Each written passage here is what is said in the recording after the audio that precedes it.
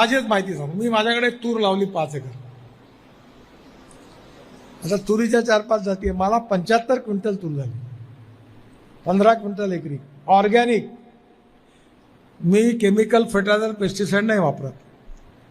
मग ती जी तूर झाली तर गावात माझ्याकडे धापेडाला दाल मिल आहे, त्यांच्या पवारसाहेबाच्या नातवाची आहे ती.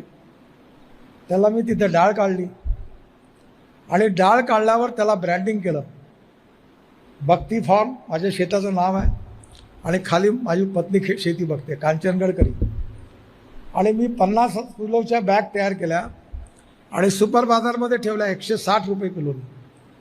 एवढी चविष्ट डाळ आहे, एवढं गोड आहे का माझी 12 ते 15 लाख रुपयाची डाळ 3 महिन्यात पूर्ण विकल्या गेली डायरेक्ट.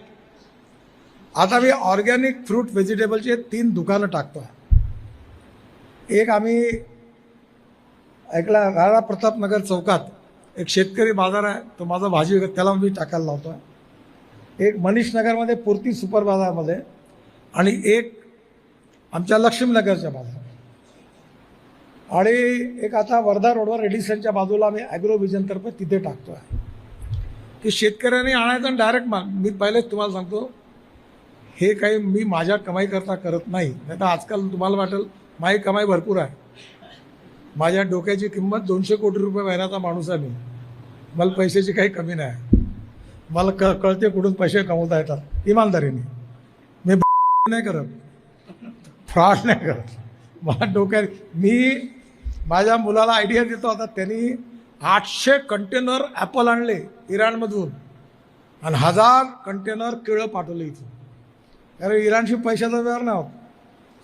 तुम्ही माझा एक्सपोर्ट इम्पोर्टमध्ये मुलगा काम करतो. माझ्याकडे माझा साखर कारखाना आहे, डिस्टिलरी आहे, नंतर पॉवर प्लांट आहे. मी माझ्या पैशाकरता हे शेतीत प्रयोग नाही करून आलो. मी प्रयोग शेतकऱ्यांनी करावे त्यांना दाखवणा करतो. माझ्याकडे इलेक्ट्रिक ट्रॅक्टर आहे,